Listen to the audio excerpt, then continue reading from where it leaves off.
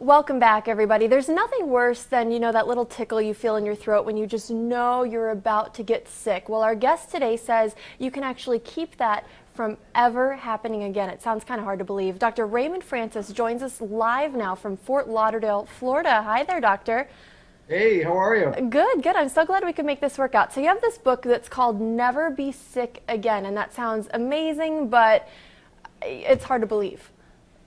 Well, it may be hard to believe because we don't experience that, but it's true. And the thing is this, here's what people need to know. The technology exists to not be sick. The information we already have is sufficient to prevent and reverse this epidemic of chronic disease that we have in America. And as you pointed out, you don't even have to have a cold. And I can tell you that I have had, in the past 26 years, I've had one cold, and I have a very good excuse for that one cold. So I'm 75 years old. I'm in perfect health. I don't take any medications whatsoever. I have boundless energy. I have a clear mind. I don't have an ache or a pain in my body. I'm living proof that you can be healthy and you don't need to be sick. Now, I think I've kind of started to take it for granted that I'm going to get one cold every year, and I plan ahead for that, and I think a lot of people live like that. I can't imagine a life where you never even get a cold. So what are you doing? Well, I have to tell you, at age 48, I almost died. My death was a medical certainty, and I had to use my own knowledge of biochemistry to save my life and then to restore my health. And that's what got me interested. Almost dying really caught my interest. What I do, I changed my diet. I changed my lifestyle. I've learned how to eat good food.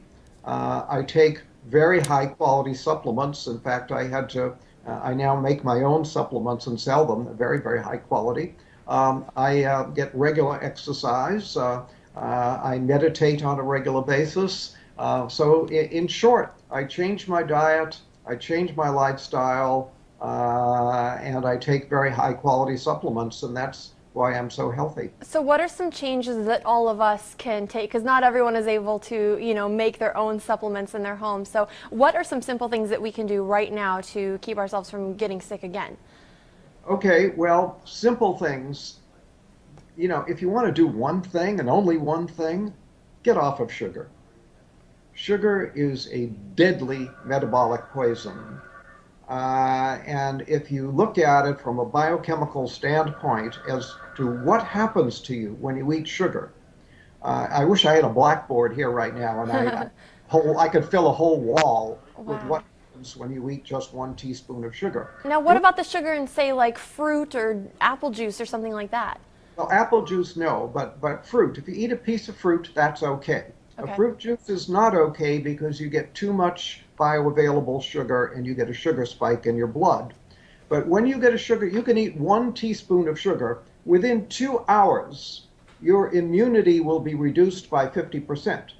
And then people say, oh, I caught a cold. No, you didn't. You reduce your immunity and you then made yourself susceptible to an infection. So that's why I don't get colds. I don't get infections because I keep my immunity strong. I don't eat sugar. All because of sugar. So that bag of jelly beans we've been passing around here in the newsroom ever since Easter, that's something that's hurting us. Bad idea. Bad idea. Yeah, you don't want to do that.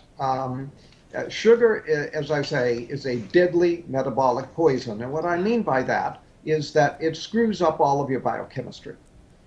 Just 1 or 2 teaspoons of sugar will throw your normal biochemistry into chaos for a period of 6 to 8 hours. And that's not very much sugar. It doesn't sound like a lot. Sugar. One cola drink has about 10 to 12 teaspoons. So you eat 1 to 2 teaspoons, your body is going to be in biochemical chaos for 6 to 8 hours. Now, health is when all of your biochemistry is balanced and all your chemistry is working right. When you eat sugar, you throw that balance out for 6 to 8 hours. So if you eat sugar in the morning, put some sugar in your coffee or have a breakfast cereal with a contained sugar, and then have more sugar at lunch and more sugar in the evening, guess what? Your body is going to be in biochemical chaos 24 hours a day. So what's a good amount then to get on a daily basis? None. None. None. Yeah. I'm in trouble. Basically should be outlawed. We should not, and here we allow children, we don't allow children to smoke cigarettes. We don't allow children to drink alcohol, but we allow them to buy sugar and eat sugar. Sugar is far more dangerous than alcohol or cigarettes. Really? Yeah, I was going to ask you, what do parents need to do? Because you're going to have a hard time convincing your child who wants candy right now that that's not good for them. Right. I understand the problem. I'm well aware of it. But you asked the question, what can people do? That's one thing anybody can do to improve their health. Sugar causes every imaginable disease. For example, Alzheimer's. Sugar is the leading cause of Alzheimer's. Sugar is a major cause of cancer, a major cause of heart disease, a major cause of diabetes. This is, it's a major cause of colds and flu. Sugar is a deadly metabolic poison. Get off of it. Now, let me ask you, how did you come to this understanding of sugar? Because if it's so bad, why aren't we hearing about this all over the place? A lot of, my doctors never told me not to eat sugar. Yeah, well, nobody ever told your doctor, and your doctor is not doing the research to find out.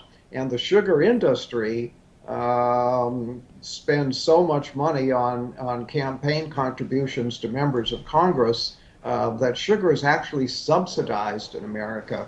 It should be outlawed, and it's subsidized. Wow, and it's hard to convince people not to eat it because it tastes so good. That's why we all love it, Now, it does taste good. I want to ask you, how does this all apply to allergies? I'm actually fighting some allergies right now. I don't know if you can tell, but I feel a little bit sick on a daily basis, and it's because of allergies, not a cold. Can you affect allergies this way as well? Absolutely. Sugar screws up all of your biochemistry.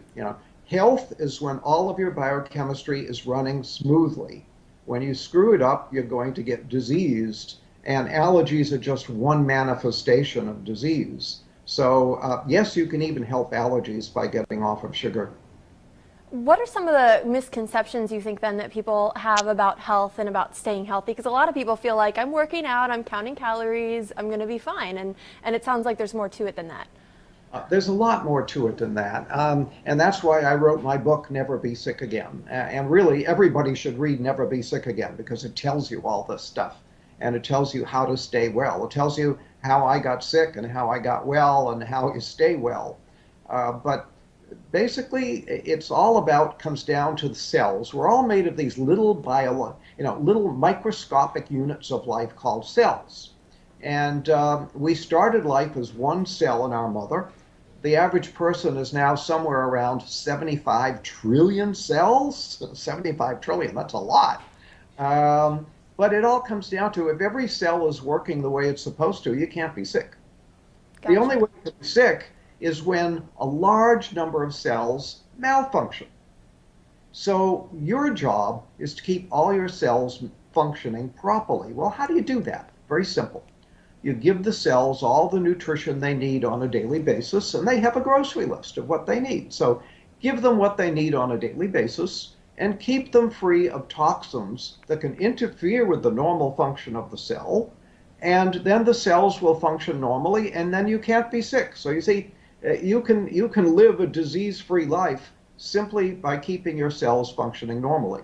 It sounds so simple when you say it. We do need to take a quick break. We have so much more to talk about. You actually wrote an entire book just on cancer, and I know a lot of people are going to be really interested to hear what you have to say on that. So we're going to take a quick break. Again, the title of the book, Never Be Sick Again. We'll be right back.